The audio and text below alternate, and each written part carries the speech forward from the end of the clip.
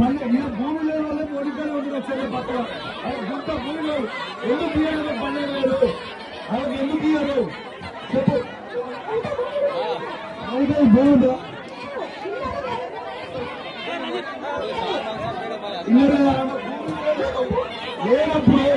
భూమి లేనప్పుడు ఎంతవరకు కరెక్ట్ పేరు ఎందుకు రాయాలి అలా పేరు ఎందుకు రాయాలి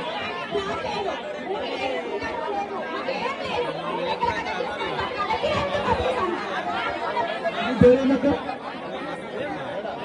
అరుణక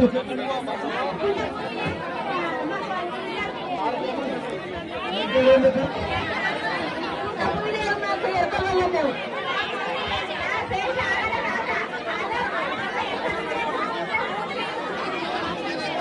ఇప్పుడు మీరు ఇస్తారా అయ్యారా జవాబు చెప్పాలి మీరు ఇప్పుడు అధికారులు ప్రభుత్వం తరఫు నుంచి మీరు జవాబు చెప్పిపోయారు మీరు మాకు ఇస్తారా అయ్యారా ఇప్పుడు వాళ్ళకి 12,000 ఎందుకు ఇయ్యారు వాళ్ళ ఊరికి గుంట భూమి లేదు ఎందుకు ఇయ్యారు గుంట భూమి లేదు వాళ్ళకి ఇల్లు లేవు ఎందుకు ఇయ్యారు జవాబు చెప్పరా అడుగుతూనే పోలీసు వాళ్ళని పెట్టి కొట్టిస్తారు లేకుంటే కేసులు పెడుతున్నారు లేకుంటే జైలు పెడుతున్నారు మరి ఇది ఎంతవరకు కరెక్ట్ చెప్తున్నారు ఈ 237 ఇళ్లు ఎలిజిబుల్ అంటారు మరి ఈ హుజరాబాద్ నియోజకవర్గానికి వచ్చిన ఇళ్లు 3,500 ఇళ్లు వచ్చినాయి 3,500 ఇళ్లు అంటే 106 గ్రామ పంచాయతీలు 60 వార్డులు అంటే ఎన్నున్నాయి 166 అంటే 166 డివైడెడ్ బై 3,500 అంటే ఈ గ్రామంలో మీరు ఇచ్చేది ఎంత 21 ఇల్లు ఇస్తున్నారు లిస్టు చదివేది ఎంత 242 అంటే పబ్లిక్ ఎందుకు మబ్బా పెడుతున్నారు ఇది తప్ప కదా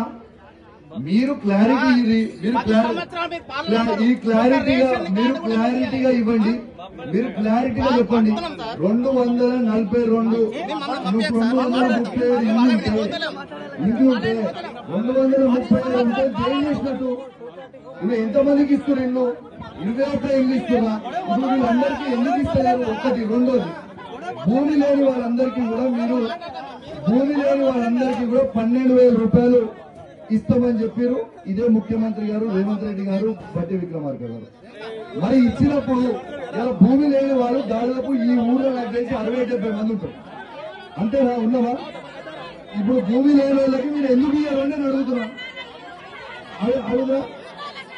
ప్రింట్ మీడియా మిత్రులందరికీ కూడా నా నమస్కారాలు. ఇవాళ ప్రజాపాలన అన్నారు, కంచెలు లేని పాలన అన్నారు. స్వయంగా ఇలా మీ మీడియా మిత్రులందరూ కూడా ఇవాళ నాతో సైదాబాద్ గ్రామానికి వచ్చారు, పొద్దున చెల్లూరు గ్రామానికి వచ్చారు. ఇవాళ అసలు ఎమర్జెన్సీ పాలన నడుస్తుందా అన్నట్టు అనిపిస్తా ఉంది. దాదాపు వందలాది మంది పోలీసులను పెట్టి ఇవాళ గ్రామ సభలు జరిపితే ప్రజల్ని భయప్రాంతాలకు గురి చేస్తా ఉంది ప్రభుత్వం అనేది చెప్పక తప్పదని చెప్పి సందర్భంగా తెలియజేస్తా ఉంది. ఇలా దాదాపు గ్రామంలో నేను డీటెయిల్స్ మొత్తం అయిపోయిన తర్వాత నేను 26th రోజు ప్రెస్ మీట్ పెట్టి మరీ డీటెయిల్గా మాట్లాడుతాను. కానీ అప్పటి లోపల కూడా ఇవాళ వీళ్ళకి అప్లికేషన్ చేసుకున్న ఇంద్రమ్మ ఇల్లు 547 ఉంటే అలా ఎలిజిబుల్ లిస్టు 237 వరకే ఎలిజిబుల్ లిస్టుగా పెట్టింది. కానీ హుజరాబాద్ నియోజకవర్గంలో మొత్తం ఇచ్చిన ఇండ్లన్నీ 3,500 ఇండ్లు మాత్రమే హుజరాబాద్ నియోజకవర్గంలో ఇవాళ ఇవ్వడం జరిగింది. ఇవాళ 3,500 నుంచి ఇలా మన ఈ హుజరాబాద్ లో 106 గ్రామ పంచాయతీలు ఉన్నాయి, 60 డివిజన్లు ఉన్నాయి, 2 మున్సిపాలిటీలు కలిపితే అంటే 166. 3,500ని 166కు డివైడ్ చేస్తే ఒక్కొక్క గ్రామానికి వచ్చే ఇల్లు ఎన్ని అంటే 21 ఇల్లు మాత్రమే. ఇలా 237 లిస్టు చదివి ఇక్కడ పొద్దున అక్కడ కూడా కంటే చెల్లూరులో కూడా 306 లిస్టు చదివి ఇచ్చేటి మాత్రం ఎన్ని 21 ఇల్లు మాత్రమే. దానికి తతిమోలందరినీ సర్పంచ్ ఎలక్షన్లు వస్తున్నాయని చెప్పి మభ్యపెట్టే ప్రయత్నం చేస్తా ఉన్నారు. దీనికి ఖచ్చితంగా నేను ఈ ప్రభుత్వాన్ని డిమాండ్ చేస్తా ఉన్నాను. అసలు మీరు గ్రామ సభలలో చెప్పింది ఏంది? గ్రామ సభలలో ఎవరెవరికి ఇస్తామో దాంట్లో ఎంపిక చేసి మరి పంపుతామని చెప్పారు. మరి గ్రామ సభలో ఏ ఎంపికలు చేస్తారు, ఏం చేస్తారు, వస్తురు పోతురు. రెండోది ఇండ్లు లేవు, ఇండ్ల స్థలం లేదు అని పొద్దున 257 మంది చెల్లూరులో చదివారు, ఈడ ఒక 9 మంది చదివారు, ఇంకా పెట్టని చాలా మంది ఉన్నారు. మరి వీళ్ళు ఎన్నికలలో ఇదే ముఖ్యమంత్రి గారు రేవంత్ రెడ్డి గారు కావచ్చు, తర్వాత డిప్యూటీ సీఎం బట్టి విక్రమార్క గారు కావచ్చు, ఇద్దరు సంతకాలు పెట్టి భూమి లేని ప్రతి వ్యక్తికి మేము 12,000 రూపాయలు ఇస్తాము అని ప్రకటించింది వాళ్ళే. అసలు తర్వాత ఈ ఉపాధి హామీని 20 రోజులు పనిచేసిన వాళ్ళకే ఇస్తామని ఎక్కడి నుంచి వచ్చింది? ఇలా భూమి లేని ప్రతి వ్యక్తికి ఖచ్చితంగా మీ మాట ప్రకారం ఖచ్చితంగా ఇయ్యాల్సిందే.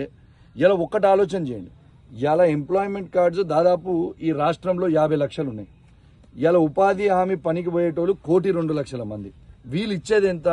రాష్ట్ర వ్యాప్తంగా కేవలం 6 లక్షల మందికి మాత్రమే ఇస్తా ఉన్నారు. ఇది ఎంతవరకు కరెక్టు?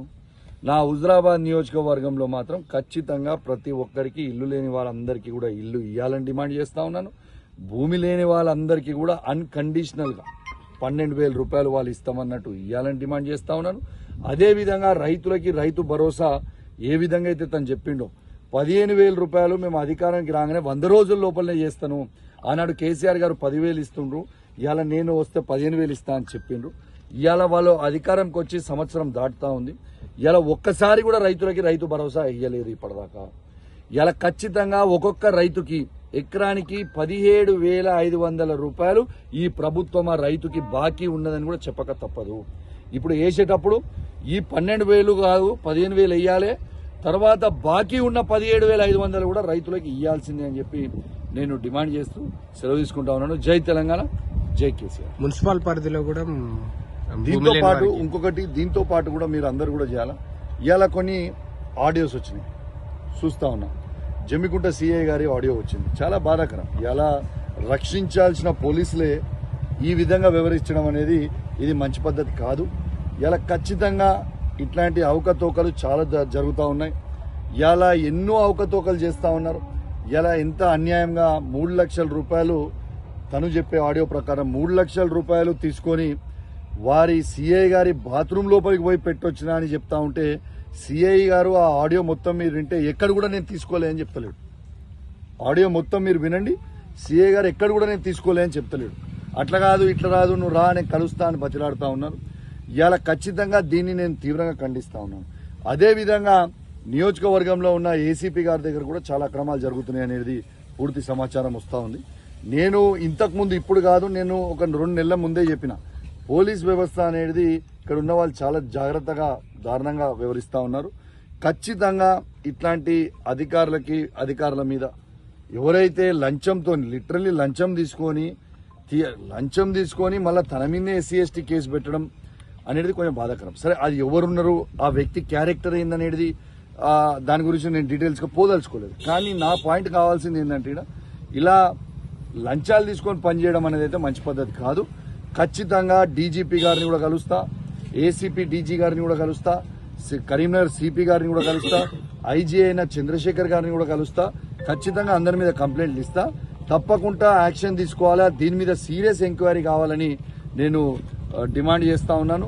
దీంతో పాటు కూడా మీరు ఆలోచన చేయాలి, ఇలా ఎదుటి వ్యక్తి ఎట్లా